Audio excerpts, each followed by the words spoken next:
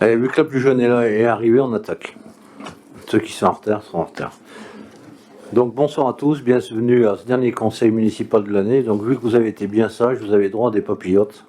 Même le public, le nombre public y a eu droit. Donc avant d'attaquer la présentation qui vous a été mise sur la table, je fais l'appel. Sylvain Barrier est excusé de ne pouvoir François Polner, Agnès Bossette, Christian Blochon, apparemment il est artère, Anne-Sophie Bresse, Madeleine Chabanol est absente excusée et donné pouvoir à Sylvie Marcoux, François Chalençon-Liotier, Bruno Dufort-Citre, Dominique Durieux est absent excusé et donné pouvoir à Agnès Bossette, Jacques Garcia absent excusé donne pouvoir à Bruno Dufort-Citre, Martine Ginet est au pays à la Comcom, elle est artère, Frédéric Largeron, Gwendoline Lehmann, absente excusée, donne pouvoir à Bruno Dufort-Citre, Marilène Mancini, Sylvie Marcoux, Joan Ami, absente excusée, donne pouvoir à François Polner, Bruno Moulin est absent excusé, donne pouvoir à Frédéric Largeron, Rémi Pangot, François Polner, Pascal Poinot, Monique Reynaud, Emmanuel Salgado présent, Julie Tarreria,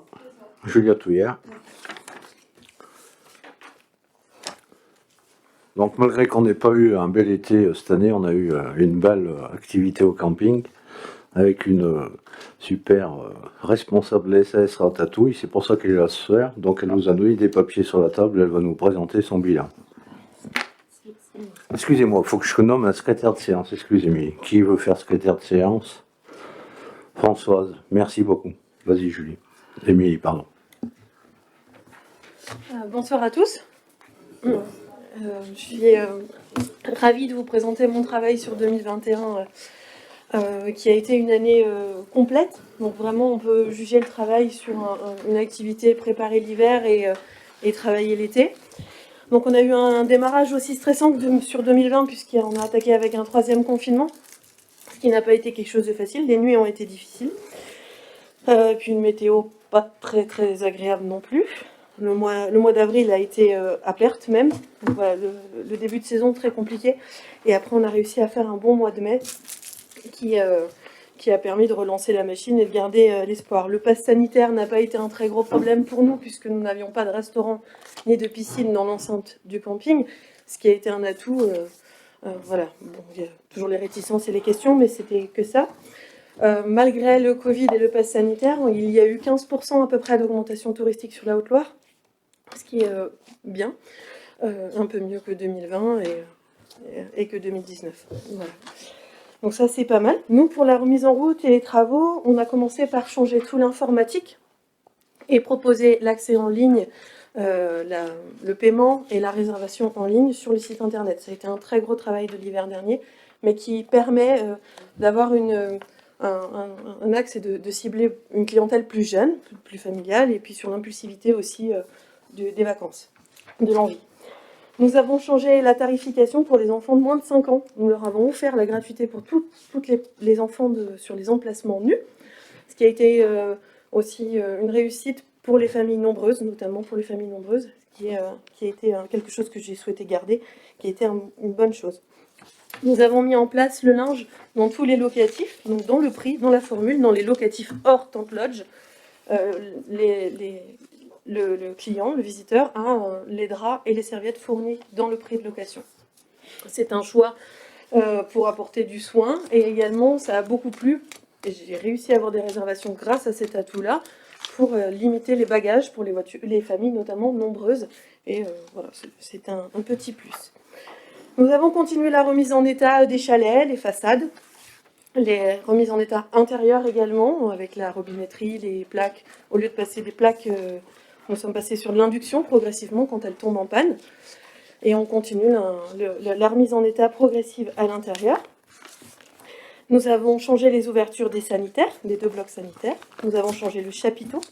Il y a eu également la création du boulodrome, qui permet aussi d'avoir une activité dans l'enceinte du camping, qui est plus sympa que plutôt que nos campeurs aillent dehors vers la piscine, bien que ce soit bien sympa, mais au moins on peut se permettre d'avoir de la vie dans le camping.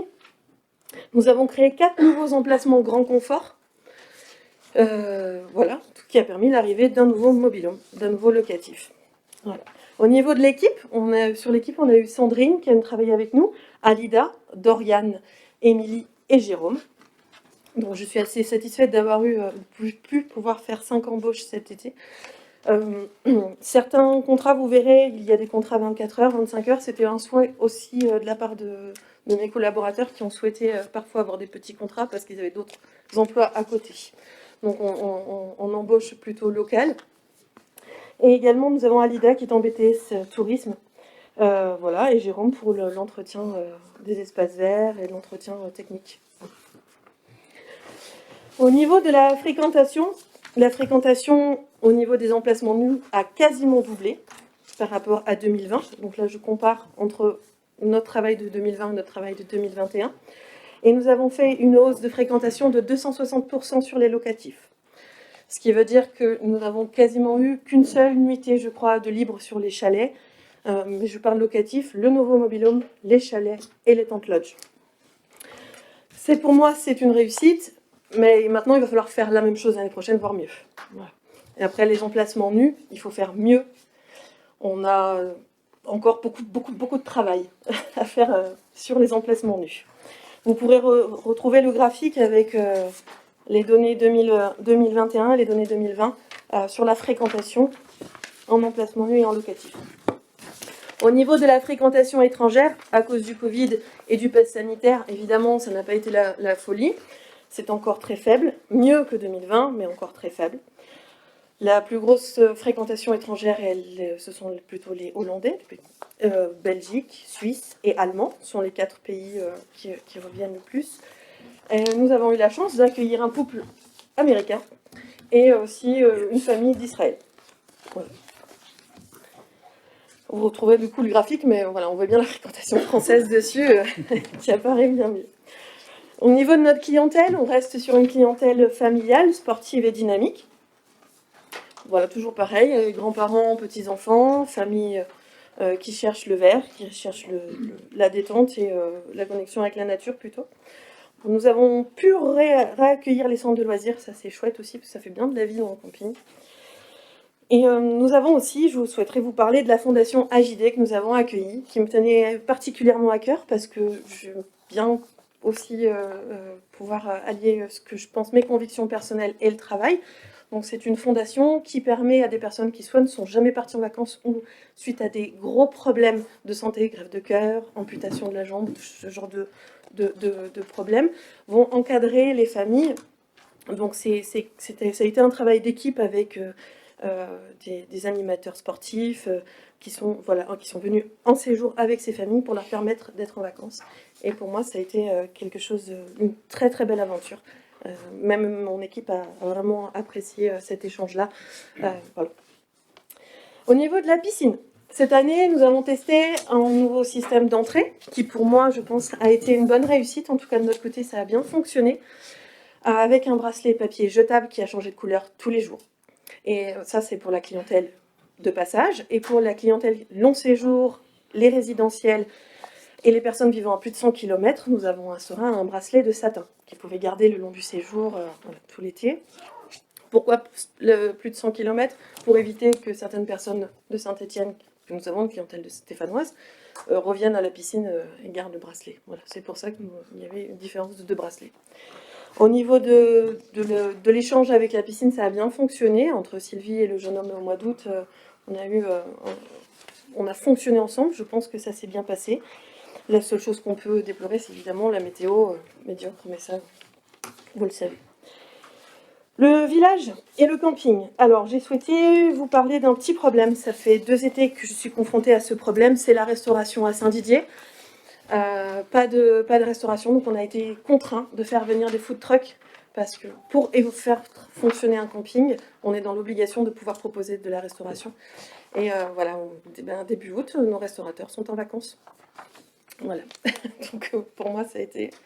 Voilà pourquoi nous avons trouvé cette solution-là. Un camping fonctionne vraiment avec la restauration. Les vandalismes. Alors, au niveau du camping, on a subi des dégradations. Coup de cutter dans le nouveau chapiteau. des bris de verre, des bouteilles cassées. Bon, ça, je pense que c'est un peu tous les ans, mais des petits malins qui se sont amusés à débrancher toutes les prises électriques des clients. Et nous avons eu une très grosse dégradation au niveau du sanitaire, avec, on nous a refait, on va dire, entre guillemets, la peinture avec des sécrétions humaines et la case d'un WC. Nous avons également subi, à titre personnel, le cambriolage de l'appartement du camping. Au niveau des aides, nous avons eu droit à une aide de la région de 533,33 € pour le passage au numérique, pour la mise en place du numérique, de la plateforme du numérique sur le site internet. Voilà. Donc au niveau des chiffres, vous voyez le résultat comptable. Je vous ai mis un petit graphique pour que ça donne un peu l'évolution en fait de cette année, comment nous avons travaillé, sachant que je ne sors toujours pas de salaire. Je peux pas. Voilà. Donc voilà, le chiffre d'affaires, donc vous l'avez tous sous les yeux. Voilà. Je vous ai mis le comparatif avec les 4 dernières années. En conclusion, je pourrais dire que les efforts commencent à payer. Il faut continuer à travailler comme on travaille. Je pense que le camping a toute sa place dans l'esprit sportif, nature et détente. En tout cas, voilà, je le pense vraiment. Mais il va falloir continuer à s'accrocher pour l'année prochaine faire mieux. Voilà. Comment s'annonce 2022 ?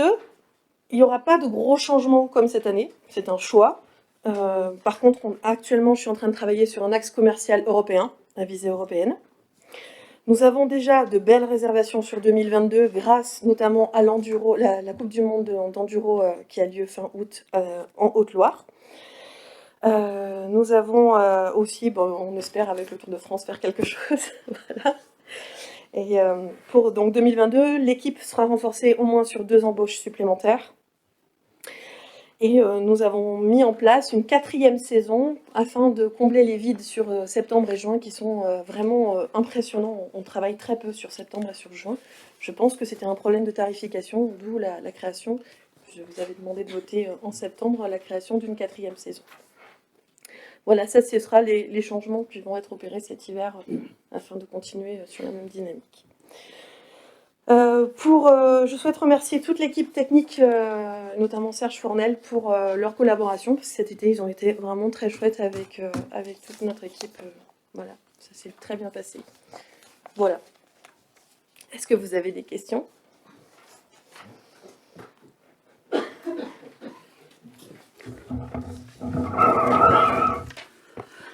Moi, je veux juste dire un petit mot quand même sur ce bilan. Donc moi, je voudrais féliciter Émilie déjà. Hein. Bon, elle sait très bien que en termes de municipalité, il n'y a aucun souci. On est toujours derrière. On essaie de répondre au mieux à toutes ces questions et éventuellement doléances. Mais bon, il y en a très peu maintenant dans le cadre de la DSP. Mais bon, moi, je m'aperçois que finalement, quand on regarde depuis qu'elle a pris, le camping, il revit. Tout le monde le dit, ça se voit un peu sur Saint-Didier, ça se voit un peu de partout. Les chiffres, bon, il y a rien qui est plus flagrant que les chiffres. Hein. La commune, 45 000, Émilie, 88 000, quoi. Donc, quelque part, c'est un professionnel, c'est un professionnel. Bon, voilà.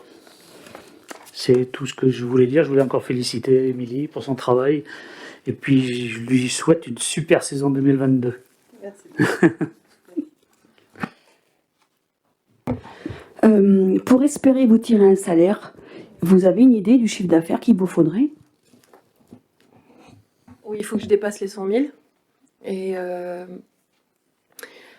faire un peu moins d'investissement. Mais là, pour le coup, cette année, c'était nécessaire. Ouais.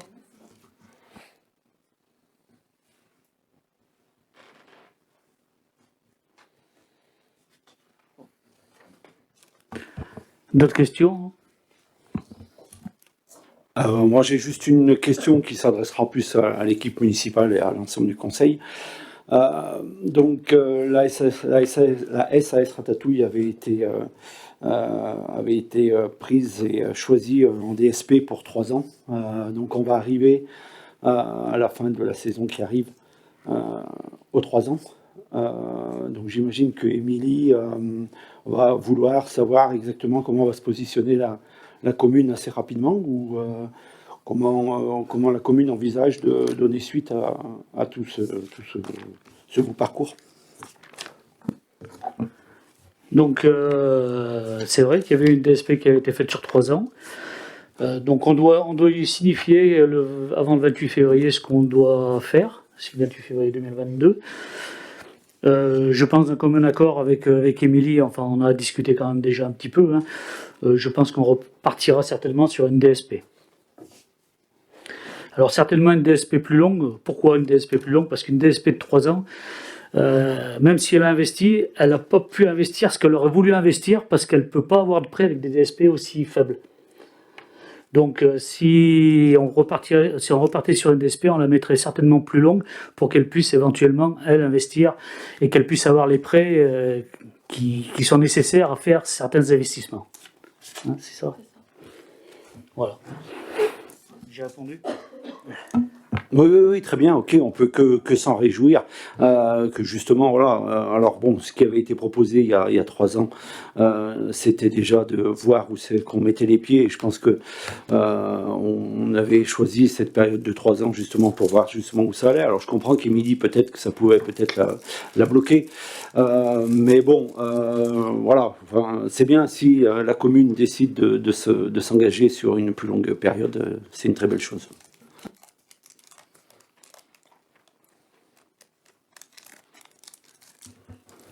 Ouais, Émilie, moi j'ai une question sur ta clientèle que tu dois commencer à connaître. Alors tu nous as dit que ça qui venait de loin, donc même des États-Unis, de Hollande. Quelles sont les attentes de la clientèle? Est-ce que c'est des gens qui sont intéressés par les manifestations qui ont lieu dans le village l'été? Qu'est-ce qu'ils demandent à faire ou qu'est-ce qu'ils font comme activité lorsqu'ils... Alors, on a compris, ils cherchaient à manger dans le village et c'était compliqué. Quel type d'activité ils font? Est-ce qu'ils font des kilomètres pour aller visiter le puits? C'était un peu savoir voilà, quelle clientèle tu avais et s'ils étaient intéressés par ce que nous, on pouvait proposer dans le village, des visites guidées, des marchés de producteurs, etc. Oui, on a plusieurs styles de clientèle. On a ceux qui vont faire vivre le village et ceux qui ne souhaitent pas du tout faire vivre le village. Dans l'ensemble, c'est plutôt une clientèle dynamique et sportive qui a tendance à prendre les baskets et le sac à dos et à fonctionner sur les randonnées autour.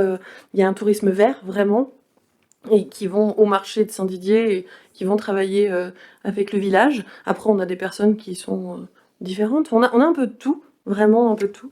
Oui, ils vont tous, quasiment tous, ceux qui sont à la semaine au Puy-en-Velay. C'est évident, c'est une des activités qui est calée dans la semaine. En plus, avec tout le travail touristique qui est fait à la MDDT est assez impressionnant. Je ne sais pas si vous avez pu visiter Terre de Géants, qui est extraordinaire. Une très très belle activité. Ils ont vraiment mis le paquet, donc c'est vrai que là-dessus... Mais on a aussi une clientèle qui randonne et qui va autour, dans la communauté de communes, en fait, hein, qui va visiter en local. On en a. Oui.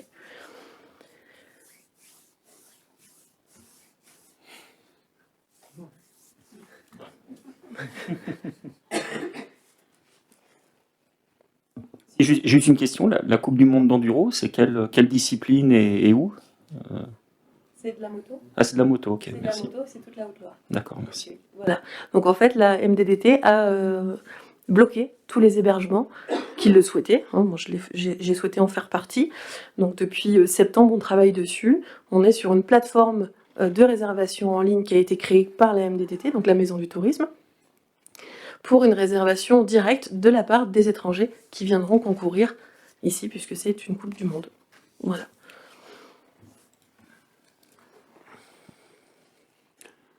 Ce qui démontre bien que le tourisme, c'est à minima départemental.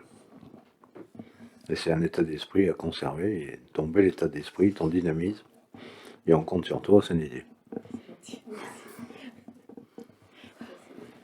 Et puis on priera pour que l'été, enfin la saison 2022, c'est un peu meilleur quand même, ça aide.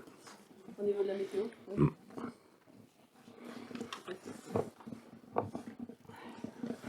C'est bon? Pour la ratatouille, merci. Merci beaucoup, bonne soirée. Prends une papillote, parce que... Merci. Non, pour toi. Bonne Bonne soirée. Bonne soirée.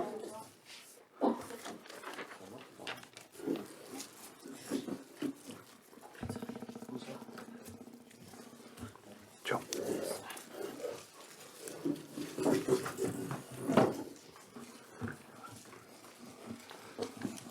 Donc on reprend les affaires courantes. Par rapport à l'approbation du procès-verbal du Conseil du 10 novembre 2021, y a-t-il des remarques? Donc Isabelle, elle m'en a fait. Durieux, ça prend qu'un R. Levé, c'est ES, page 5. Et la date des commissions finances, il y a une erreur, c'est le mercredi 15 décembre 2021. Merci Isabelle. Elle suit. Passe au vote. Des abstentions? Des voix contraires? Donc adopté la majorité. Merci.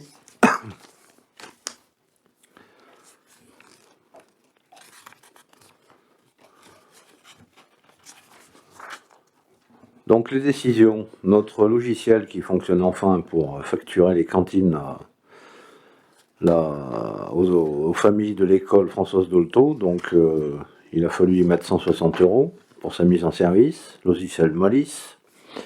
On a aussi acquis pour cette même école un lave-vaisselle à 229 €, des Siemens pour la salle d'expo de l'Halle, ça rendra service chez Eddy Meta pour 260,27 €, deux scie sauteuses, une chez Dompro Favier et une chez Berner. Comme ça on est bien équipé pour nos services techniques pour cette partie. Donc notre fameuse saleuse, comme toutes les communes, avait besoin d'une remise en état chez Crépé, donc c'était le plus près, 3585 €. La clé du chalet stabilisé a été enfin changée et mise dans l'organigramme de la mairie, donc c'est du briquaire, ça coûte de 3 sous, hein, mais bon, 254,04 €. Donc pour le carrefour, il fallait couvrir nos murs à côté de la DMR pour pas que les gouttes d'eau salissent la future peinture qui va bientôt être faite. Et rehausser un mur vers la croix. Donc Garnier Clément, qui travaillait sur le site, a eu une décision en plus pour 1866,86 €. Et la dernière, la plus grosse, j'ai longtemps réfléchi avant de la signer. J'ai demandé conseil à mes adjoints, j'ai beaucoup réfléchi.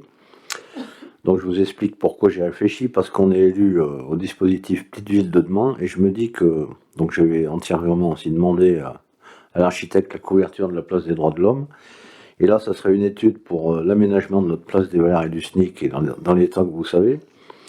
Géolis va travailler au niveau de la communauté de communes sur tous les réseaux, on leur a demandé aussi d'aménager la parcelle Bergeron, donc ils sont sur site, et ce qui veut dire qu'avec cette étude on sera prêt pour déposer. Donc certes, c'est 12 100 € hors taxe, mais on aura deux projets dans les tiroirs qu'on peut déposer, on demande dessus, mais qui seront prêts. Et je pense, je ne sais pas qui se servira de cette étude, si on peut, on s'en servira, mais elle sera faite. C'est une base de travailler avec les bâtiments de France aussi, puisqu'on est à côté. Et vu dans l'état que ces deux places sont, deux places centrales et primordiales pour la vie de Saint-Didier, l'avant-projet permettra de débattre sur la chose finale. C'est un projet, ce ne sera pas une finalité, il sera redébattu où vous voulez, en commission de travaux d'urbanisme ou en conseil, ou les trois. Donc voilà l'explication que je peux vous donner.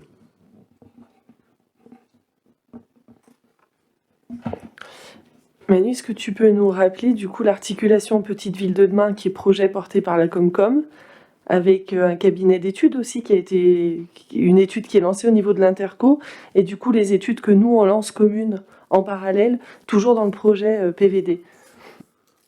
Vas-y Martine, tu as suivi tout le dossier. Ouais.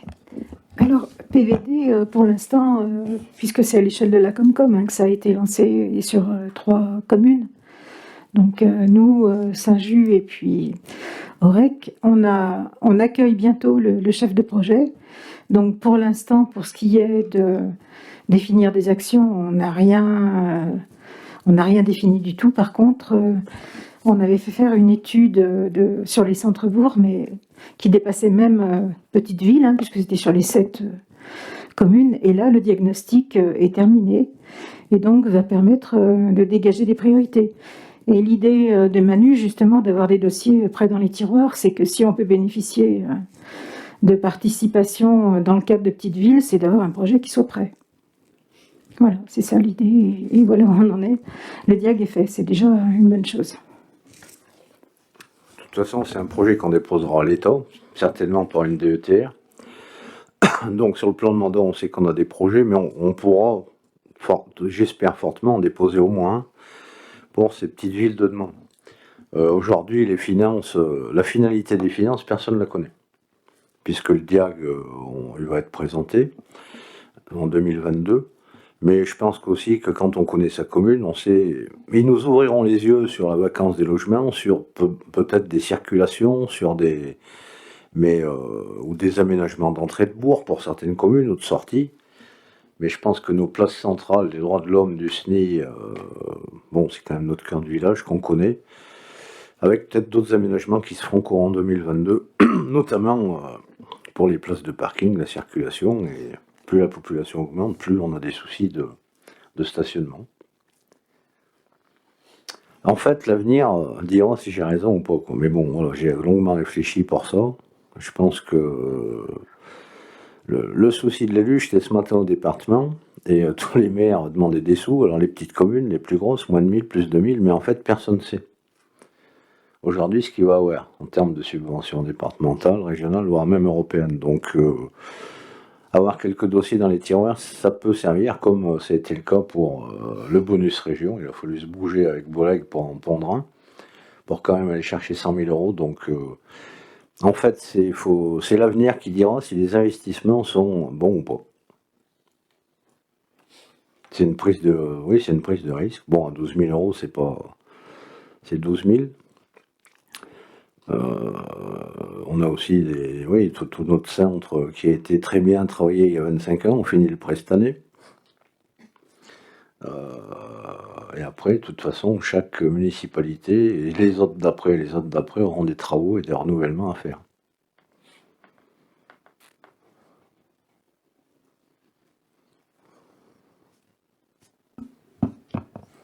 Non, juste une petite information supplémentaire, si c'est possible, sur les travaux, sur la réparation de la saleuse, là, de 3000 et quelques euros.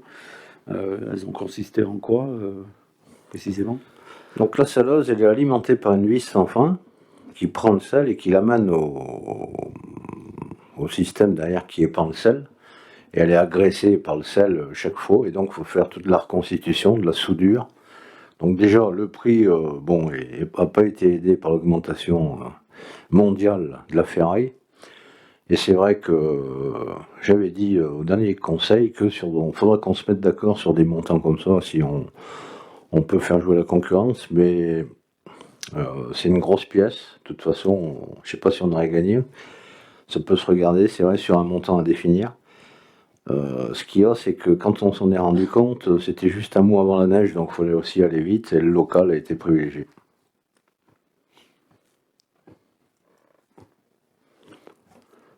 C'est bon?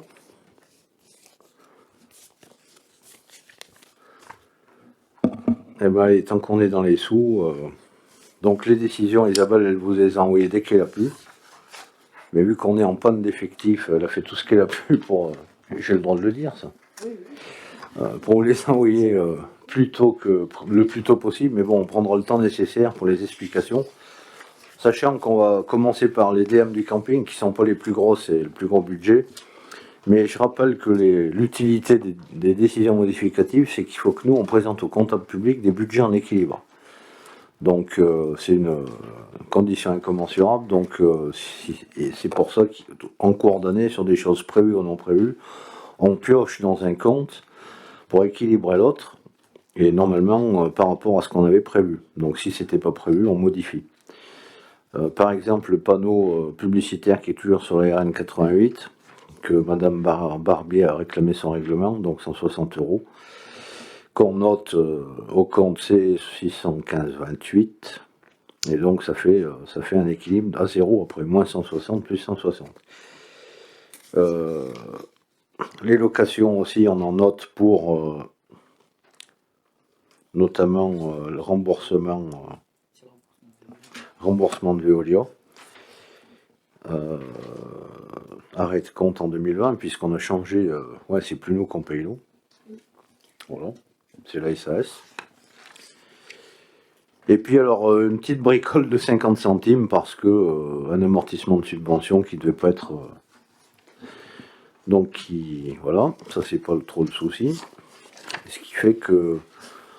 Voilà les DM pour le camping.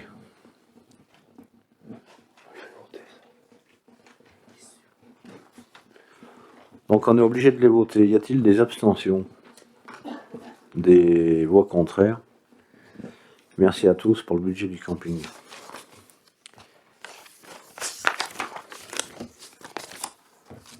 Alors sur la commune, il y en a plus. C'est la 3 parce qu'on en a déjà fait 2. Donc en électricité, entre ce qu'on avait prévu et réalisé aujourd'hui, donc il y a plus 160 € par rapport aux dépenses de fonctionnement d'abord.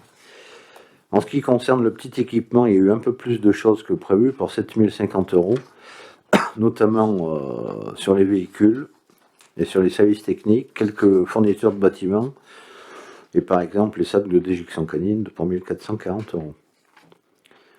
En plus, on a aussi quelques fournitures administratives. Il a fallu investir aussi pour des sceaux officiels, des tampons, les chemises pour les mariages, les livrets de famille, des enveloppes et un peu de matos divers. On a changé aussi le cumulus de la cure, puisque notre père Valentin n'avait plus d'eau chaude.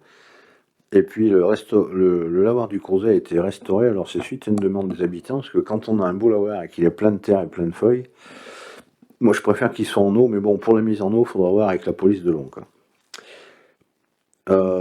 Réparation de voirie, et ben on a un peu plus aussi, puisqu'on a fauché nos voiries, débroussaillé des fossés, l'aspiratrice qui passe chaque année en 2 périodes, et le déneigement du premier trimestre.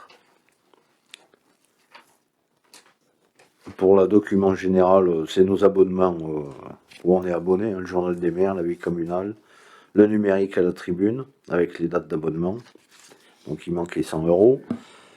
On avait aussi un contentieux qui date de très vieux avec l'entreprise RCEI, mais quand ils étaient situés Faubourg de la Siove, usine de métaux lourds, qui avait eu des RG de métaux lourds, donc, et une procédure avait été engagée par la commune parce que cette lagune est accurée, et donc le contentieux a fait que c'est nous qu'on a perdu, donc on a dû lui donner 3210 €,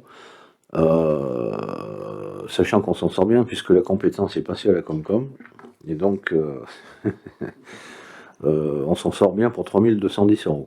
Voilà, je n'irai pas plus loin, mais à la limite, quand on prend des compétences, c'est comme quand on se marie, on prend le bon et le mauvais.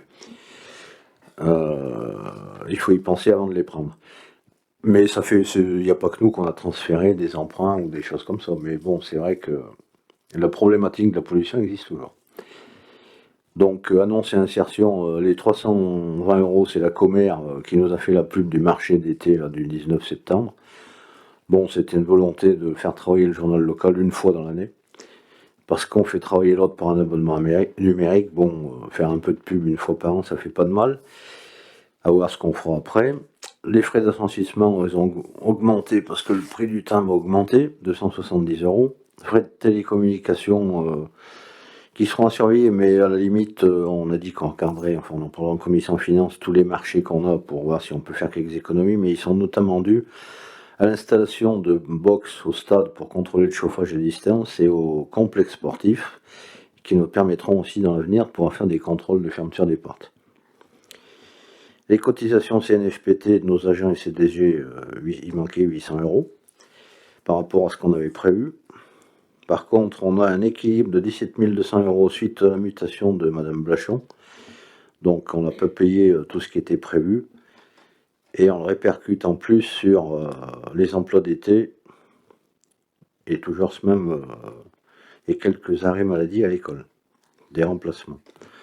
Ce qui nous permet d'équilibrer les plus et les moins. Là, c'est dit qu'il nous manque 120 €, ainsi que... Alors, les indemnités de l'élu, la petite histoire, c'est que notre conseillère départementale, Marie-Hélène Mancini, a cumulé avec adjoint, et donc il y avait... c'est ça, hein, mais s'il n'y a rien d'interdit, mais sauf qu'en cumul de 2 fonctions, il y a un montant maximal à avoir, et pour le lycée, il y a un delta de 190 €. Donc voilà, puisqu'en plus les élections départementales ont été reportées, donc ce qui avait été prévu, le lissage fait qu'il faut plus 190 € qui nous manque. C'est pas bien grave, mais c'est l'explication. Et un virement à la section d'investissement qui en plus, comme ça on arrive à un total de dépenses de fonctionnement de 37 180 € qu'il faut qu'on équilibre par des recettes de fonctionnement. Donc on a quand même de la rémunération de personnel en plus, puisqu'on n'a pas tout utilisé, 1930 €. Les concessions cimetières, on en a plus que prévu aussi pour 600 €. Je ne sais pas si c'est tant mieux ou tant pis, mais c'est comme ça. Les droits de place, suite à l'augmentation, on a plus 900 €, enfin, qu'on y prend. La DSR, une bonne surprise, plus 27 670 €. Ainsi que la dotation nationale de péréquation, 290 €. Et des subs du département qui viennent notamment pour l'organisation des élections, la participation à la protection des élus et les conventions de déneigement qu'on a avec eux pour des routes qu'on leur fait pour eux. Je crois que c'est par rapport à la route du Creuset, qui est la départementale 45. Et les mandats annulés, enfin c'est surtout l'assurance des agents. Ils nous ont remboursé 5100 €, ce qui fait qu'on équilibre nos dépenses et nos recettes de fonctionnement à 37 180 €.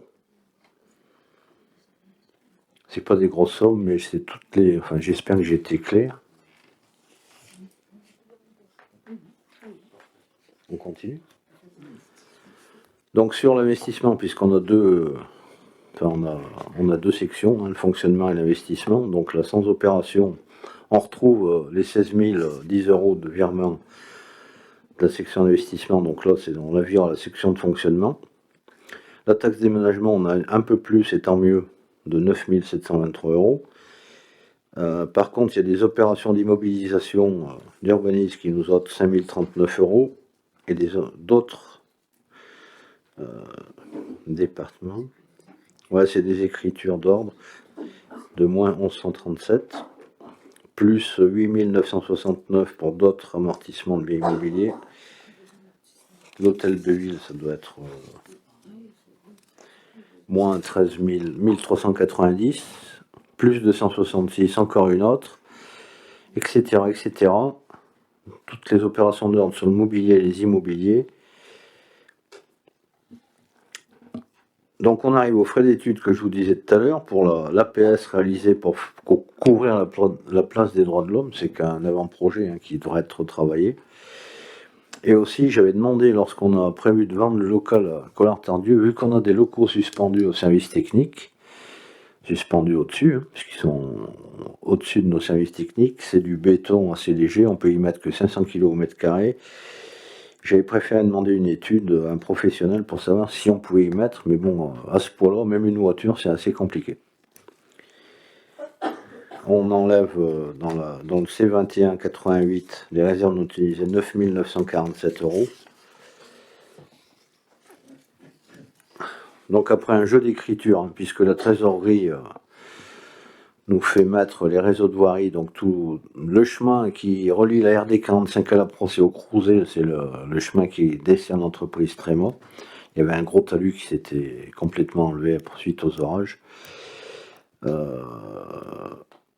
Ainsi que tous nos travaux de voirie qu'on a fait en 2021 et qu'on équilibre par un jeu d'écriture entre le C21 51 et le C23 15, 105 720. L'opération concernant la halle, on a mis des extincteurs et un plan de sécurité, c'était bien obligatoire pour pouvoir l'ouvrir, donc on note et on fait un jeu d'écriture entre les deux comptes pour 1430 €. On a aussi acheté du mobilier, ça a été présenté je crois au dernier conseil pour équiper la halle. Donc 28 300 €. Et par rapport aux autres bâtiments publics, on équilibre ça avec les autres immobilisations corporelles, pour 1430 €. Donc le City Park, c'était une étude qui avait été demandée en 2019 et qu'on a payée en 2021. Puisque la personne qui fait un projet, souvent, elle compte après sur la maîtrise d'œuvre et sur le suivi du chantier, bon, qui ne s'est pas fait. Donc il a bien fallu quand même payer cette étude. À M. Vaucanson, 3 000 €. Et pour l'aménagement du carrefour de la mairie, pareil, c'est un jeu d'écriture sur les comptes où il faut jongler entre le compte construction et le compte installation de matériel et outillage. Ce qui fait qu'on a 25 733 € en dépenses d'investissement et 25 733 en recettes d'investissement.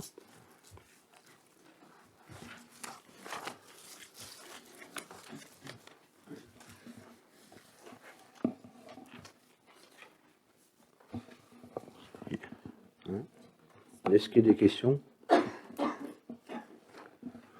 Donc je mets au vote, y a-t-il des abstentions? Des voix contraires? Merci pour le budget de la commune.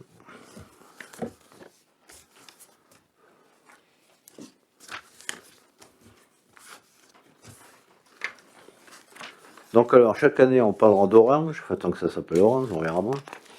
Donc c'est un vieil opérateur qui s'appelait auparavant France Télécom qui utilise notre sol public pour ses réseaux.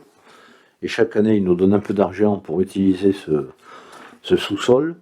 Donc ils font des calculs savants par rapport au nombre de kilomètres qu'ils ont en aérien, en sous-sol aussi, donc il n'y a pas que le sous-sol, il y a l'aérien. Avec des calculs, hein, ils font des calculs d'euros par nombre de kilomètres qui multiplient par un coefficient.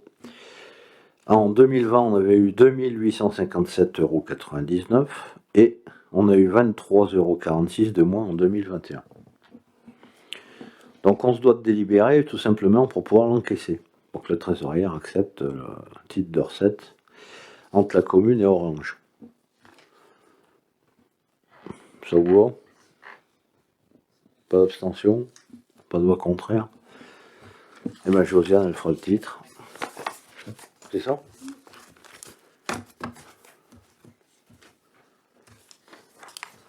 Bon, je vais un peu arrêter de parler, et donc en ce qui concerne ce qu'on doit faire chaque année pour le contrat qui nous lie avec l'école privée, on donne 2 acomptes en cours d'année et on fait le solde. La commission école s'est réunie sous la présidence d'Agnès Bessette, à qui je donne la parole. Voilà. Donc vous avez un tableau qui récapitule les frais, un comparatif entre 2019 et 2020 uniquement sur les dépenses de fonctionnement de l'école. Voilà, donc je ne veux pas le lire en entier, je ne veux pas vous abreuver le chiffre, vous le comparez. Donc toutes les dépenses de fonctionnement sont prises en compte. On arrive avec, on a eu 2 recettes cette année, un remboursement d'indemnité journalière Covid. Alors l'école est restée, c'est les 2 dernières lignes en bas. L'école est restée 6 semaines et l'État a très légèrement compensé par une subvention pour le personnel non contractuel, pardon. Voilà. Et une compensation grève, c'est quand les enseignants sont en grève, quand il y a une mise en place d'un service d'accueil, c'est aussi un remboursement d'aide. Voilà. Alors, tout ne correspond pas à l'année 2020, mais tout a été touché cette année-là, donc on a mis le total. Voilà, je vous laisse regarder un peu les chiffres. Vous pouvez, alors, ce qui peut être noté, c'est qu'il y a un gros écart au niveau des produits d'entretien. Avec le Covid, il y a eu beaucoup de mise en place de gel, de produits désinfectants pour les classes et tout ça. Voilà, je vous laisse regarder si vous avez des questions sur les chiffres. Voilà. Il y a une baisse au niveau de l'eau et l'électricité, mais bon, l'école est restée fermée 6 semaines de plus aussi que les autres années, en plus des vacances.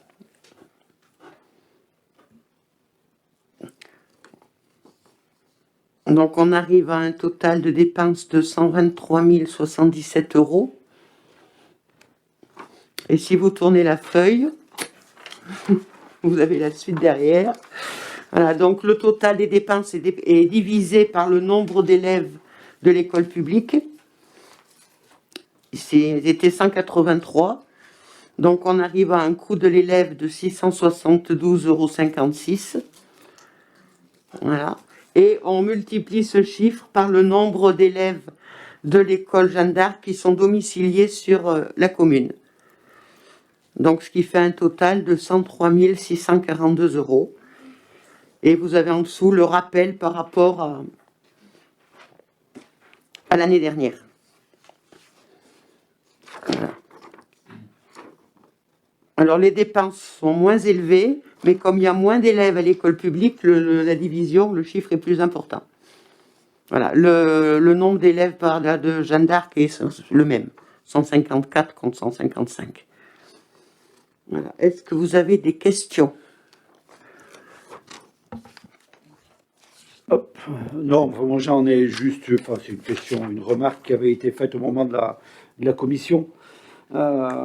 Justement, au niveau des fournitures scolaires et administratives, la commission s'était interrogée sur l'évolution de ces dépenses qui étaient passées. Bon, là, vous n'avez pas le chiffre de 2018, mais voilà, qui était passé en 2018 de 2829 à en 2020 5400. Voilà, donc tu nous avais dit que tu allais un peu regarder, te renseigner, voilà, enfin, qu'est-ce que tu vas faire? On y est dessus avec Josiane. Donc il y a plein de comptes à finir pour la fin de l'année, mais on y est dessus et on va le regarder. Parce que pareil au niveau des photocopies, les chiffres sont impressionnants. Donc voilà, on va éplucher mais c'est en train de se faire. Mais je n'ai pas le détail ce soir.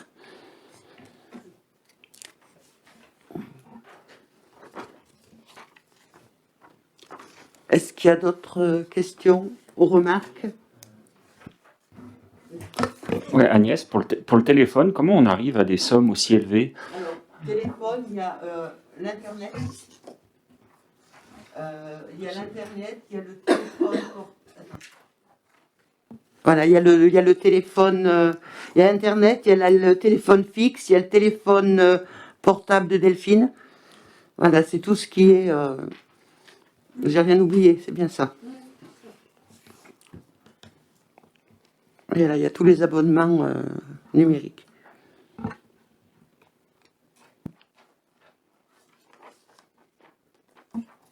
Donc, s'il n'y a plus de remarques, on va passer au vote. Est-ce qu'il y a des abstentions? Des voix contre? Merci. Je remercie juste Josiane Paul et Isabelle Damon parce que c'est un boulot qui prend des après-midi, de la calculatrice, faire des totaux, piocher. Donc merci à toutes les deux. Certes, vous le faites chaque année, mais bon, c'est du temps, c'est du boulot, c'est bien.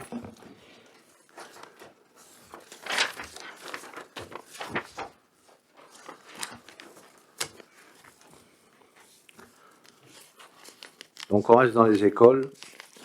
Puisque suite enfin de toute façon on délibérera aussi chaque année là-dessus, suite au passage de compétences du département à la région, concernant le transport scolaire, ça change rien que nos gamins sont toujours ramassés par les autocars Jacon, donc qui ont pris la suite d'ADM. On a deux circuits sur la commune, le 177.2, le Grand Rouerner et Chazelles, la Grange du Beaumont, mais à la Ruyère pour 16 enfants. Et le 177.4 avec une boucle à percer, la boucle B qui démarre au Branlon à la fin de pont, au début de Saint-Didier, le Crozet, Plane, le Grand Roure pour 15 enfants. Pour notre saison scolaire, c'est 11 familles de 1 enfant, 4 familles de 2 enfants, 4 familles de 3 enfants, donc 19 familles de 31 enfants.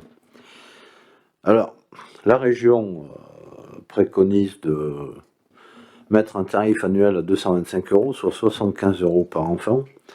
Et nous, on est à 57. Donc je crois que la position politique de la commune a toujours été de prendre un petit peu en compte nos enfants éloignés, on va dire. Pas éloignés en classe, hein, mais éloignés en distance de l'école.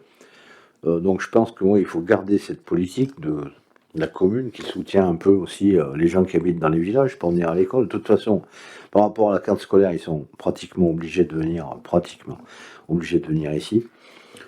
Donc on avait augmenté l'année dernière les frais de gestion de 10 à 15 € parce qu'au moins ça touchait un peu tout le monde et puis c'est vrai qu'on y passe aussi du temps pour l'enregistrement.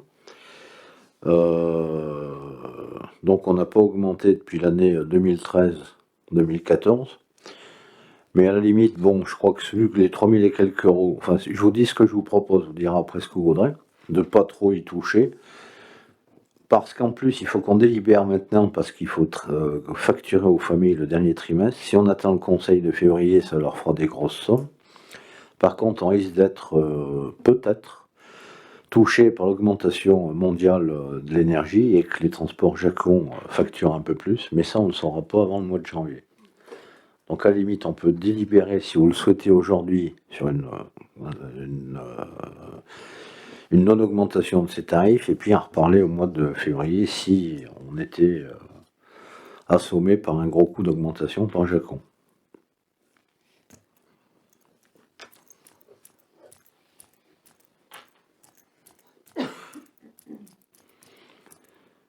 Qu'est-ce que t'en penses, Julien?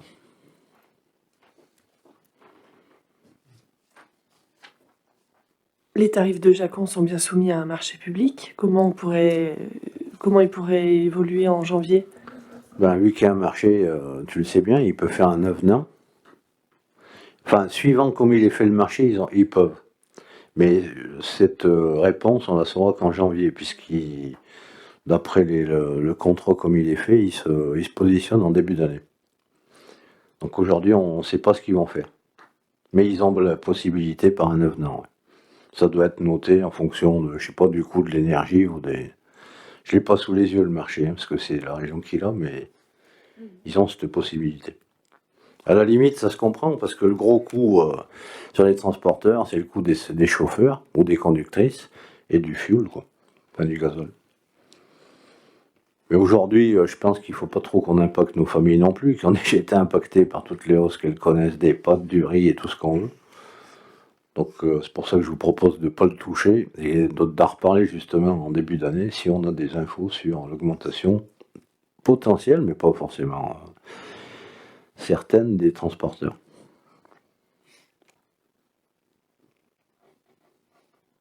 Ça vous va? Donc on délibère dans ce sens pour ne pas toucher les tarifs, des abstentions, des au contraire. Merci, et puis on en reparle au mois de février.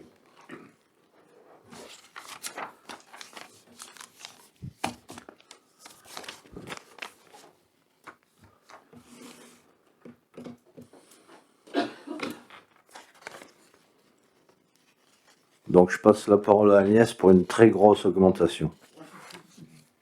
Puisqu'on est dans les avenants, on y reste. Donc c'est la cantine pour l'école d'Olto qui est fournie par le collège Roger Ruel et qui a signé une convention depuis 2018 pour un prix de repas à 3,15. Et il nous demande, après réunion du conseil d'administration du collège, d'augmenter les repas à partir du 1er janvier de 5 centimes.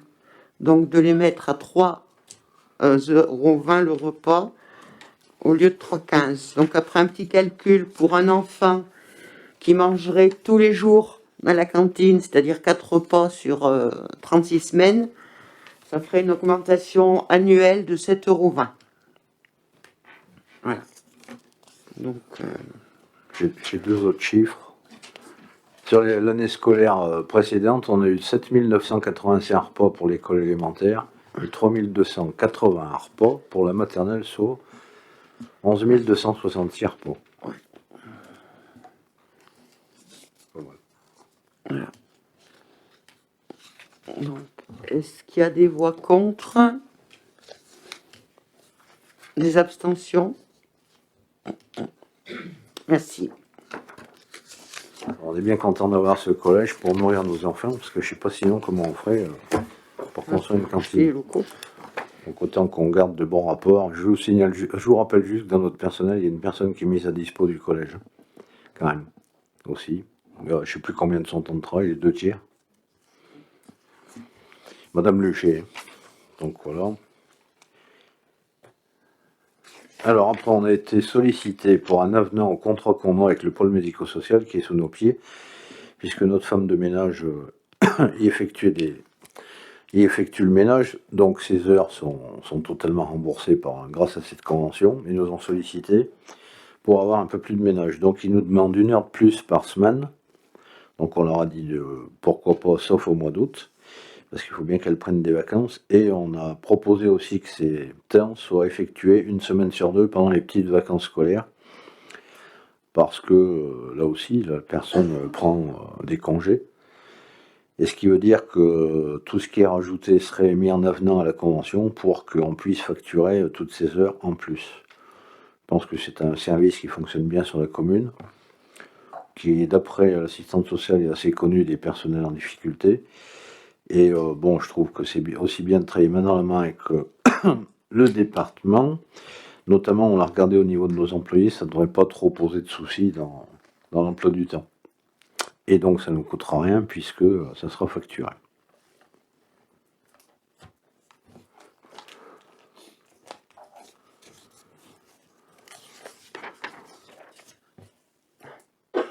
Est-ce que tout le monde est d'accord pour que Valérie Felkowski ait effectué des heures de ménage en plus au pôle médico-social? Pas d'abstention? Pas de voix contraire? Merci. Merci pour tout le monde.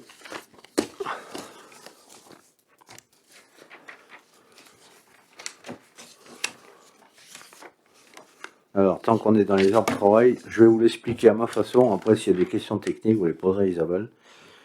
Mais bon, ma façon, c'est de vous rappeler qu'en 2002, il y a eu le protocole des 35 heures imposé par une loi faite par le gouvernement. Donc, ce qui fait que, avec ce protocole, on arrivait à 365 jours sur l'année. Ça n'a pas changé. Avec 2 jours de repos hebdomadaire par 52 semaines, donc on y ôte 104 jours. 25 jours de congé annuel, 8 jours fériés, donc on arrive à 228 jours de travail, fois 7 heures de travail, donc 1696 heures, arrondi à 1600. 7 heures de journée de solidarité, donc 1607 heures. Donc le 6 août 2019, l'État s'est un peu rendu compte, je pense qu'à travers la France entière, dans les collectivités, il y avait peut-être des choses qui avaient été faites avec des manques. Donc ça, c'est la nouvelle loi qui nous impose de renvoyer au centre de gestion, puisque nous, on n'a pas de CTP interne, on a moins de 50 salariés, notre protocole de 1607 heures. Donc je suis allé voir les services administratifs, techniques et des écoles. Donc les services techniques, je leur ai proposé de rien changer, vu qu'ils étaient déjà à 1607 heures, qui gardent leurs heures sup quand on estime qu'on doit leur en payer par rapport à du travail supplémentaire, qui gardaient leurs astreintes hivernales, leurs astreintes d'été pour ceux qui en ont à la piscine, et sachant qu'ils sont en poste du 1er mai au 1er septembre. Les services administratifs, on a proposé de rien changer par rapport à ce qu'ils faisaient, par rapport au jour que je vous ai donné, et que les temps non complets sont inchangés puisqu'ils sont payés en fonction du pourcentage de leur temps non complet. Et nos écoles, il avait été fait, par rapport à ce protocole des 135 heures, une annualisation du temps de travail, vu qu'il y a les vacances, c'était bien obligé. Pour ceux qui l'ont fait, ils avaient annualisé à 1582 heures. Donc on se rend compte qu'il manquait un petit peu du temps, c'est pas la lune non plus.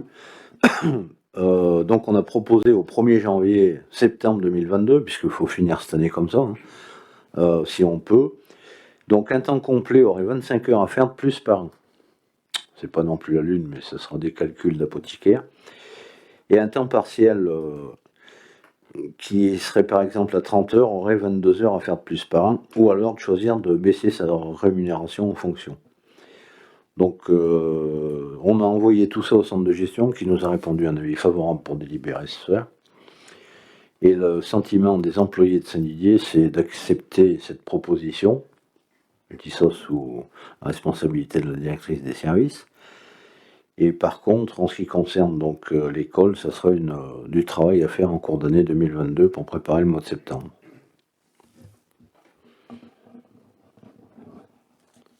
C'est vrai que ça fait beaucoup de bruit parfois dans les journaux, mais nous on avait quand même quelque chose de relativement pas trop mal fait, donc on y a mis quelques ajustements.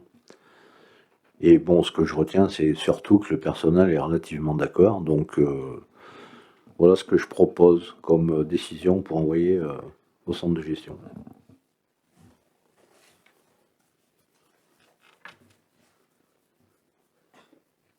T'as quelque chose à dire, Isabelle ?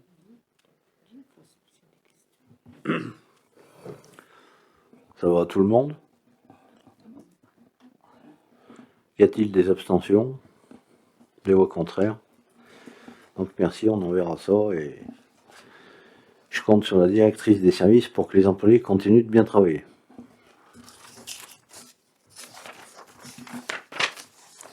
Il y a encore cette affaire. Donc là, on délibère à cause de Serge Fournel, parce qu'on avait un technicien territorial dans l'effectif. Ils n'étaient pas soumis aux mêmes règles que les autres, puisqu'on a voté des régimes indemnitaires, vous vous rappelez, de 960 €, donc c'est l'IFSE, et une part variable de 0 à 600 €, suivant l'évaluation qui est faite en fin d'année par le supérieur hiérarchique, suivant l'organigramme, le N+1. Donc, on se doit aussi de délibérer suite à la loi, qui nous dit de passer notre technicien, enfin les techniciens territoriaux au même régime au RIF 7 et au CIA, enfin au RIF 7 par rapport à ce qu'il avait avant. Avant, il avait une ISS, une indemnité spécifique de service. Donc en fait, on joue un peu sur les mots. La délibération sert à le mettre au même régime que les autres, mais en gros, ça lui change rien sur les primes. Et par contre, il est soumis à évaluation comme les autres aussi, donc par Isabelle Damon. Je sais plus pourquoi les techniciens ils n'avaient pas été soumis au même régime, mais bon. Au départ, Ils étaient pas, mais bon, à la limite, tout le monde dans le même panier, je trouve que c'est mieux. Après, par rapport à la fonction publique, il y a des NBI qui peuvent s'obtenir par rapport à la technicité de l'emploi, mais c'est souvent les cadres moyens ou les cadres qui en ont. Mais ça vous va? Pour Serge Fournel, pas d'abstention, pas de voix contraire, merci. On le passera au RIV 7.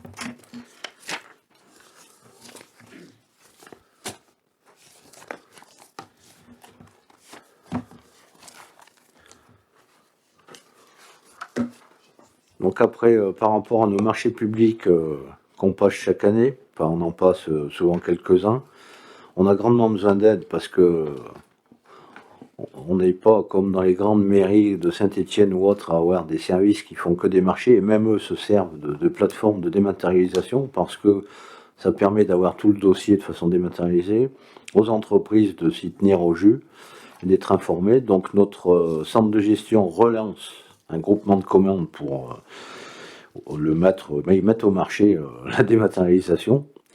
Donc je vous rappelle juste qu'en 2018, on avait fait 2 marchés de 50 €, donc 50 € de dépenses. En 2019, 5 x 80, 400 €. En 2020, on l'a utilisé 2 fois pour 80 €, 160 €. Et en 2021, 3 fois pour 80 €, donc 240 €. Donc, moi je pense qu'il faut conserver, enfin comme vont faire toutes les collectivités de la Haute-Loire et d'ailleurs, pour adhérer à cette plateforme de démat. Et donc il nous faut délibérer pour ça, pour dire qu'on est d'accord pour y adhérer et continuer avec notre centre de gestion pour y soumettre nos marchés publics. Ce qui n'empêche pas de faire des commissions d'appel d'offres, etc., les analyses, mais c'est un truc, c'est de la souplesse comme les entreprises qui nous payent directement maintenant par les factures par dématérialisation. C'est une évolution de nos sociétés, je crois, qui, par rapport à ce qui se faisait avant, permet un peu de confort. Ça va à tout le monde, cette adhésion? Pas d'abstention, pas de voix contraire. Donc on continue comme ça. Je ne vous donnerai pas tout de suite la date de la prochaine CRO. Putain, c'est quoi après?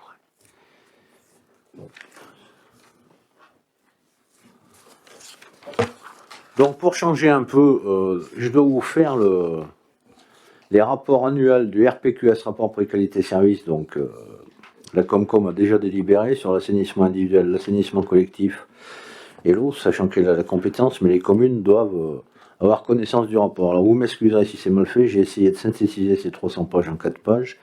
Mais auparavant, je tiens à vous lire un courrier de Patrice Franc, premier adjoint à la CIOV, qui m'a fait part d'un courrier que je dois lire à l'ensemble des conseillers municipaux et qui a envoyé ça aussi au maire de la commune de la CIOV, et donc il écrit au président de la communauté de communes pour objet le bulletin rétrospectif des plus belles réalisations. Donc il lui dit: Monsieur le Président, Dans son bulletin rétrospectif des plus belles réalisations, il est flatteur que la CCLS utilise comme projet de référence et fondateur la nouvelle station d'épuration de la CEOV Saint-Didier.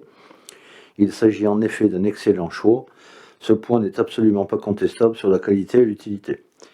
Dans la mesure du possible, il lui était cependant beaucoup plus favorable à la CCLS de citer un projet dont elle aurait été présente à la genèse, tel un terrain de foot, un tennis couvert. En effet, les communes de la CEOV et de Saint-Didier regroupées au sein de leur syndicat CIVOM sont les seuls maîtres d'ouvrage à l'origine de cette construction.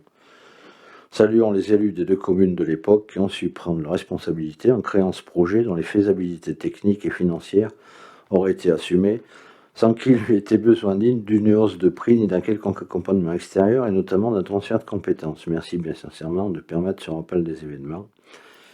Donc voilà, il tenait à ce que je vous le dise, je vous l'ai dit. C'est pas l'objet du soir sur les prises de compétences.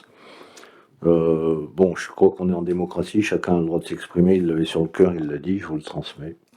Je n'ai fait que mon devoir. Donc par rapport, donc ça y est, je commence mes feuilles.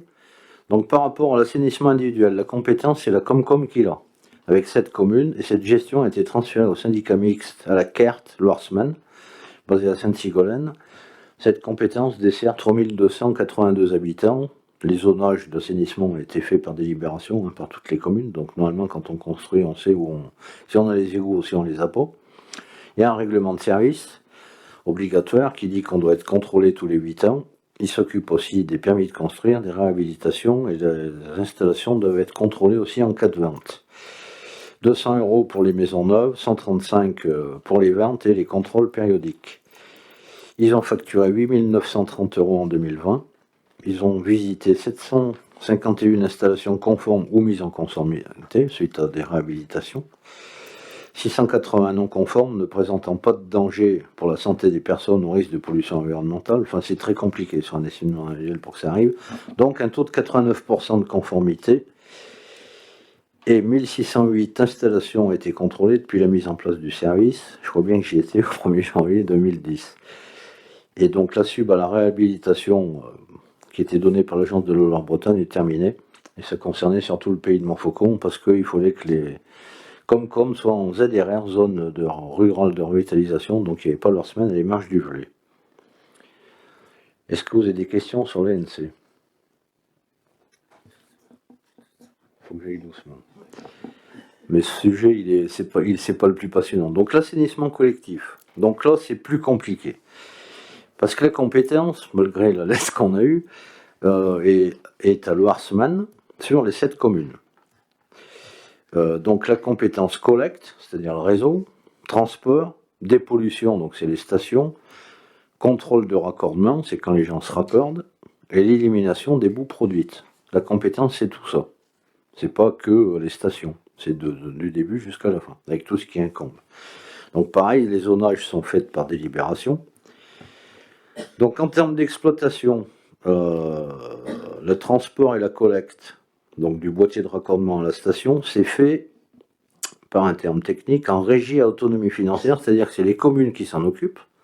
Donc il y a une convention entre la Comcom et les communes pour s'occuper du transport et de la collecte, donc des réseaux, des soucis sur le réseau, des hydrocurages, et donc les communes refacturent à la Comcom les interventions et les frais de personnel s'y afférents.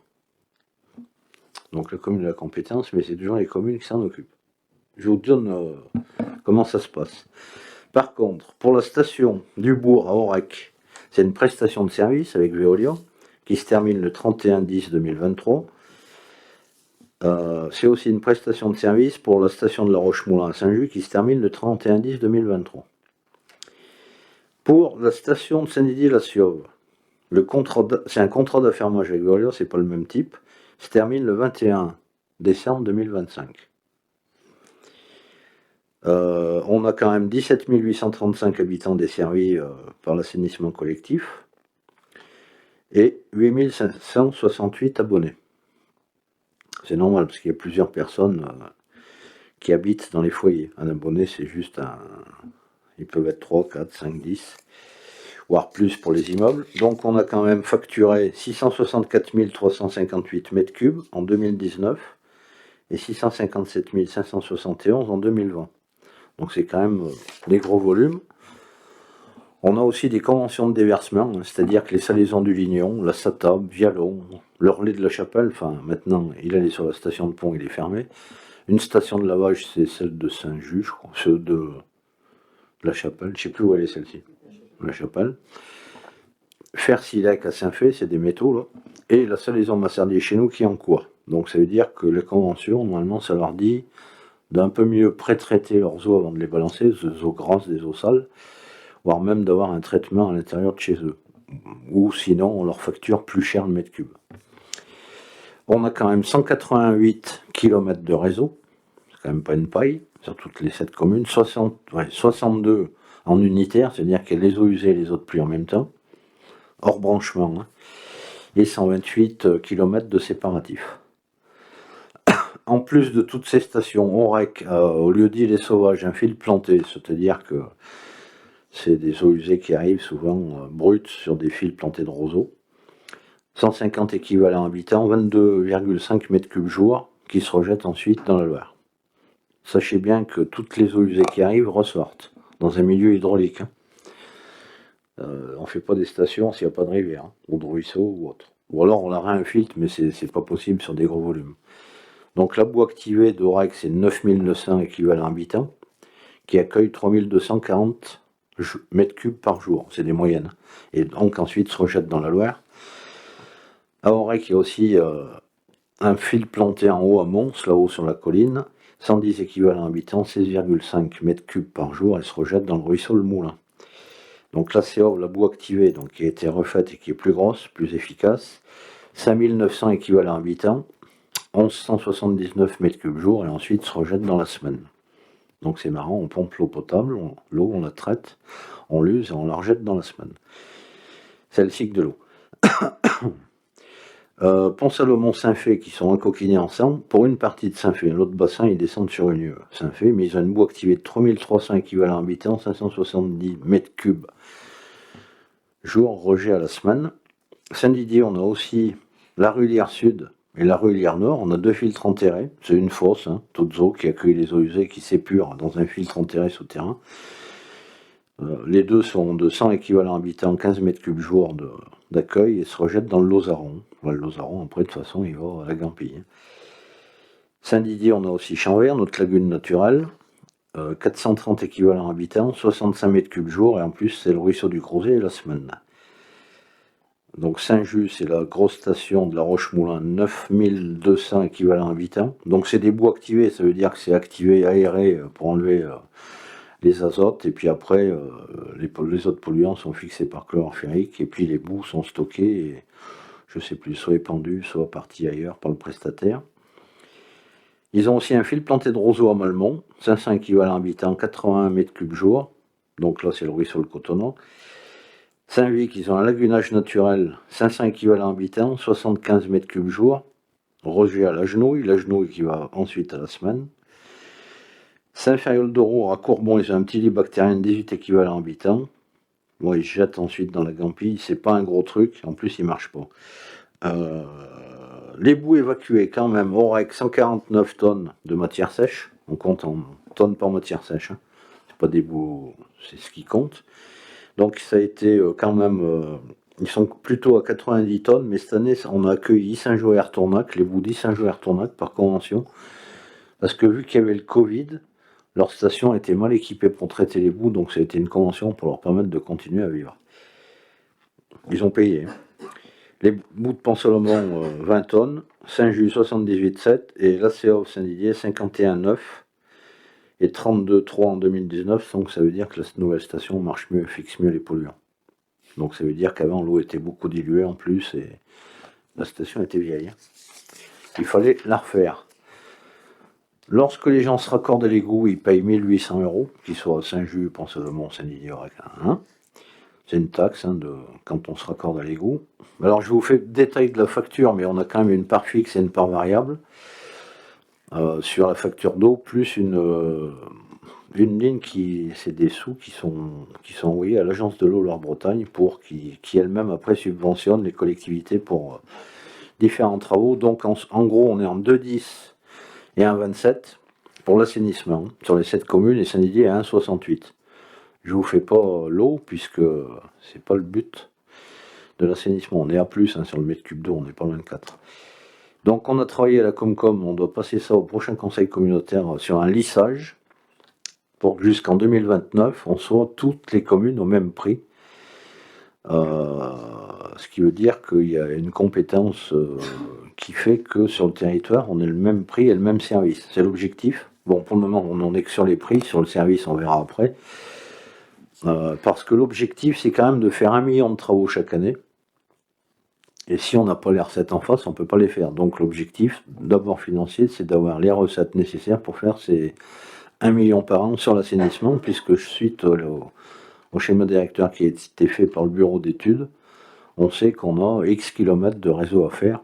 Sur les stations, je pense que le plus gros a été fait. Donc il faut finir quand même ce schéma directeur qui est bien entamé.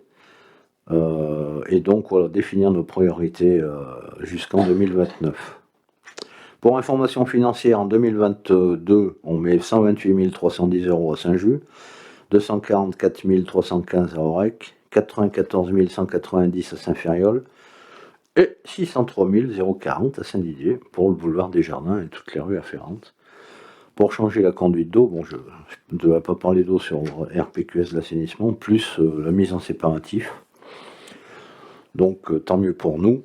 Et je rajoute juste qu'il y a une mise en place des interconnexions sur l'eau potable qui est faite sur le territoire de la Loire-Semaine et qui sera rendue en 2022. Je le dis quand même parce que j'estime que c'est important.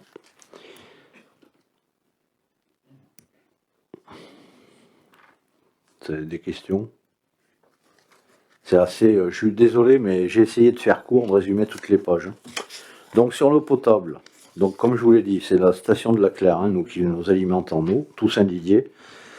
Donc le contrat d'affermage fait que Veolia, du 1er janvier 2011 jusqu'au 31/12/2025, s'occupe de la station de la Claire et des réseaux. Donc l'alimentation, donc la production, l'alimentation, les compteurs et les fuites. Les investissements, c'est la Comcom. C'est un peu, voilà, c'est un peu tout mélangé, difficile à expliquer, mais je fais ce que je peux. Donc sur Saint-Didier, on a 3454 habitants desservis, 1685 abonnés, 1916 compteurs. Donc comme tout le monde le sait, on a 2 réservoirs, un Jabri qui fait 800 mètres cubes d'autonomie, et la Roche-Brocaire qui alimente tout le Prège, tout ce côté de la commune, 100 mètres cubes. Et en gros, on a 48 heures d'autonomie. Si la station de la Claire tombe en panne, on peut rester 48 heures sans eau, après on n'en a plus. Parce qu'on utilise les réservoirs plus un peu ce qu'il y a dans le réseau. Donc c'est que dalle. C'est pour ça que l'étude d'interconnexion peut... je suis fortement favorable. Parce qu'on a quand même une station en bord de rivière en zone inondable. On a 68 km de réseau à Saint-Didier, un taux de 80,7 de taux de rendement. Ça veut dire qu'on... C'est pas mal. 80,7 c'est bien. Vous le verrez dans les mètres cubes, il y a quelques fuites puisqu'on en consomme moins qu'on en vend. Mais ça veut dire qu'il faut faire des investissements chaque année pour qu'on reste à ce taux de rendement. On a une conso moyenne à Saint-Didier de 87 mètres cubes de conso moyenne, donc c'est pas mal. Si on reprenait des chiffres d'il y a 30 ans, les gens économisent plus l'eau.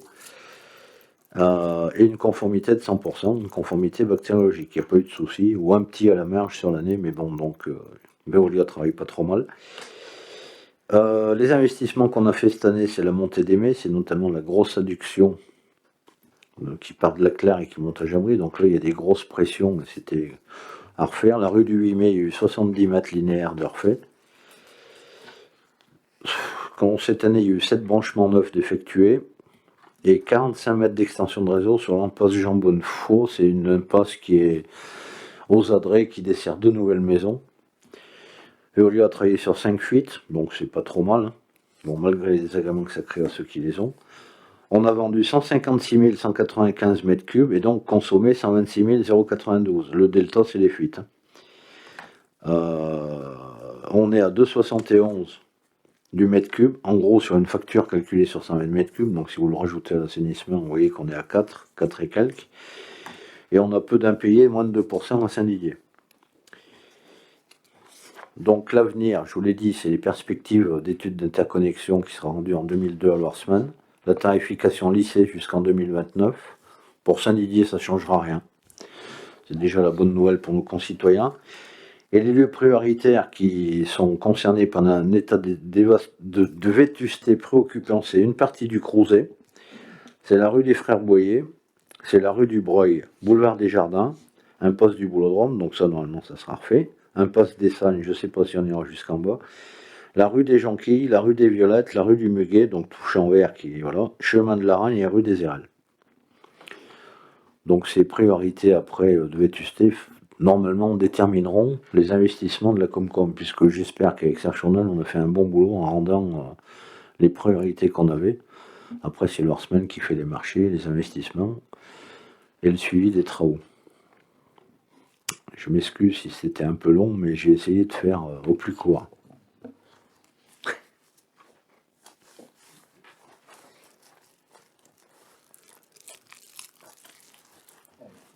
C'est bon? Donc on peut acter que voilà, ça a été transmis. Est-ce que tout le monde approuve les RPQS? Enfin, vous voulez qu'on les vote tous en même temps? Les RPQS d'assainissement individuel, d'assainissement collectif et d'eau potable sur la commune de Saint-Didier. Des abstentions? Des au contraire? Merci aussi pour ceux qui ont fait les RPQS parce que c'est du boulot.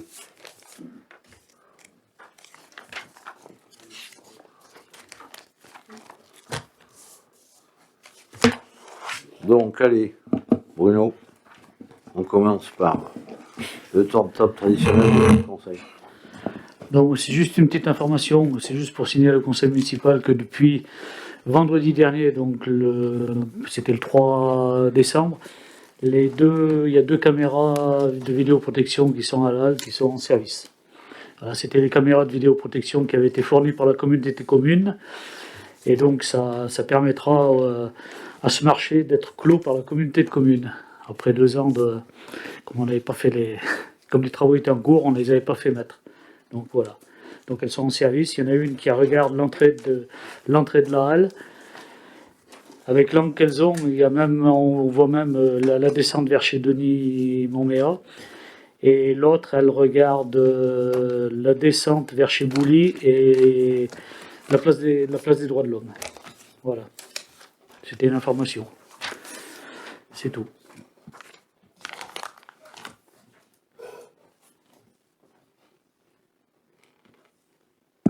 M. Blechon, une petite intervention sur Bourg-Argental. On a failli pas arriver avec la neige. Mais bon. Sinon, ici, il y a une chose qui a été signée, que je peux dire, on a appris hier, c'est que pour les déchets, les nouveaux déchets qu'il va y avoir en 2023 au niveau des bacs jaunes,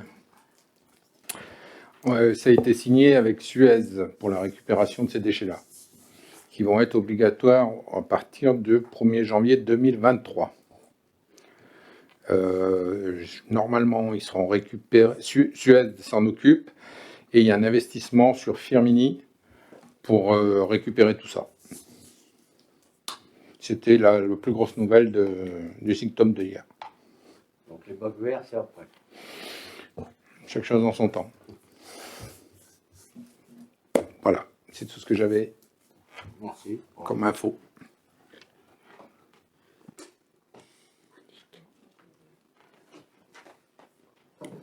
Martine. Madame Bessette. Juste une petite information, le Père Noël va passer dans les 2 écoles la semaine prochaine, donc le mardi, et il va offrir le goûter aux enfants. Et le spectacle des enfants est prévu pour vendredi 17. Sans brassage. Oui, effectivement, sans brassage et avec une procédure bien déterminée pour l'entrée et la sortie dans le cinéma. Après, si Agnès, tu veux en dire un petit peu plus par rapport à ça? Voilà, donc on s'est posé la question avec les directeurs d'école pour savoir si on maintenait le spectacle ou pas. Donc on y a réfléchi et on le maintient. Donc le vendredi matin, c'est les classes de maternelle CP des deux écoles. Donc une école rentrera d'un côté, l'autre de l'autre pour qu'il n'y ait pas de brassage. Et toutes les classes seront séparées d'un rang. Voilà, même procédé pour les grands l'après-midi. Et pour la sortie, ça se fera aussi. Voilà. On s'est dit, donc les directeurs informent les familles. Si vraiment il y a des familles qui ne veulent pas que leurs enfants assistent au spectacle, ils les garderont. Voilà. Mais on s'est dit que on pouvait pas tout supprimer et tout arrêter tout le temps, quoi. Voilà. Pour le Père Noël, donc le Père Noël, c'est le Père Noël qui passe dans les classes. Les enfants ne se mélangent pas et il amène des goûters dans des sacs individuels. Un carton par classe. Les cartons seront faits à l'avance, donc il n'y a pas de brassage, il n'y a pas de voilà. On restera au maximum les contacts. C'est une troupe de Clermont, par là-bas, je crois. J'ai pas le. Ça s'appelle le Cirque Event. C'est un cirque avec des animaux. Mais petits animaux, chiens, chats. C'est un conte. Non, il n'y a pas d'éléphant, il n'y a pas de girafe. Voilà, c'est un conte de Noël. Oui, tout à fait, oui. Mais le thème, c'est bien Noël. Il y a un C'est- conte de Noël. Oui, de Noël. Au cinéma, oui.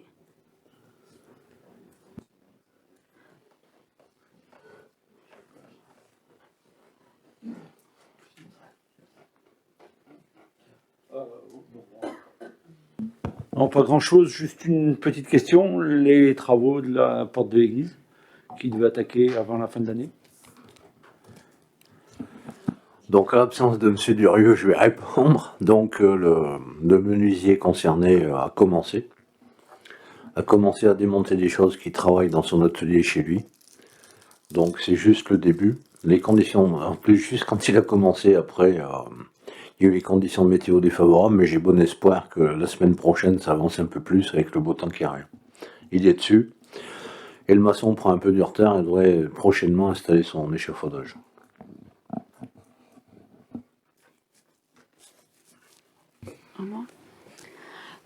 Nous avons écouté sur YouTube l'enregistrement du conseil municipal du 30 septembre.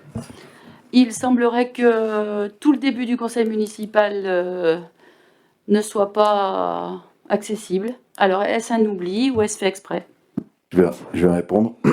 Alors, voilà, en général, c'est Rémi qui fait l'enregistrement, qui le fait très bien à chaque fois.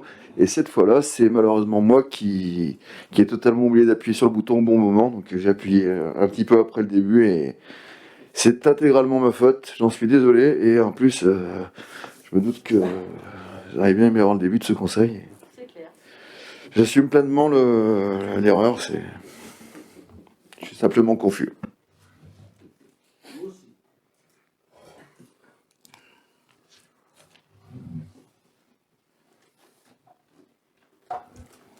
Moi, juste pour informer le conseil que nous saurons le lundi 20 décembre si Saint-Didier est élu plus beau village de la région Auvergne-Rhône-Alpes. En tout cas, c'est ce jour-là qu'aura lieu la remise des prix au siège de la région à Lyon. Voilà. Donc, dans l'attente. Oui, c'est pas gagné, mais après, c'est pas annulé et on peut garder espoir. Et au niveau de la halle, le téléviseur est en voie de fonctionner et le panneau lumineux qui se trouve à la halle est en voie d'être supprimé. Donc. Et puis en direct du bulletin municipal aussi qui sera distribué par coup de pouce à l'emploi la semaine du 10 janvier et qui est en cours d'édition.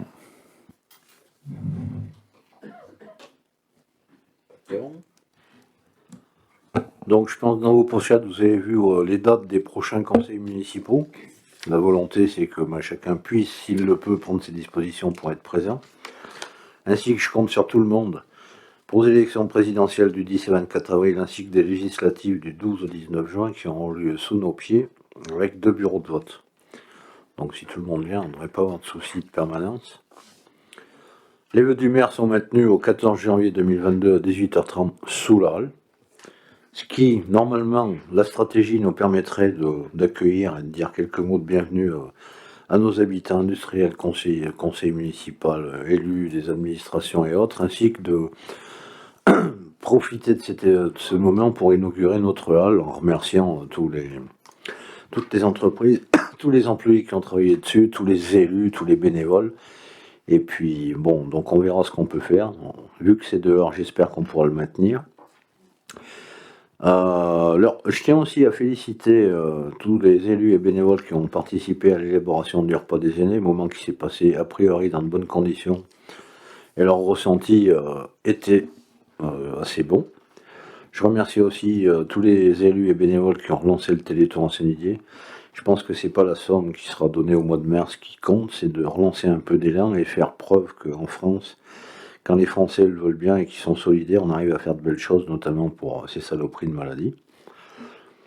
Et puis avant de vous souhaiter de bonnes fêtes, j'ai demandé hier en bureau à la Comcom qu'on se rencontre avec tous les élus concernés des 3 communes pour le Tour de France, voir les conseillers départementaux pour voir si on arrive à créer une émulation commune sans se concurrencer, sachant que en un quart d'heure ils auront traversé notre commune, mais bon, il faut aussi pour soutenir nos hébergeurs, nos commerçants et tout, essayer de créer un peu d'émulation.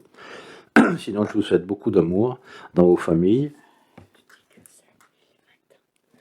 Mais avant ça, je reprécise, merci Isabelle, que les 20 ans de la Comcom vendredi sont annulés à Saint-Fé pour les raisons sanitaires. J'ai même dit à la Comcom, si on invite des gens et qu'on ne peut pas boire un coup et discuter après, c'est pas la peine de faire des manifestations publiques. La vidéo qui a été faite est sympathique. Elle sera transmise par différents supports, notamment Internet.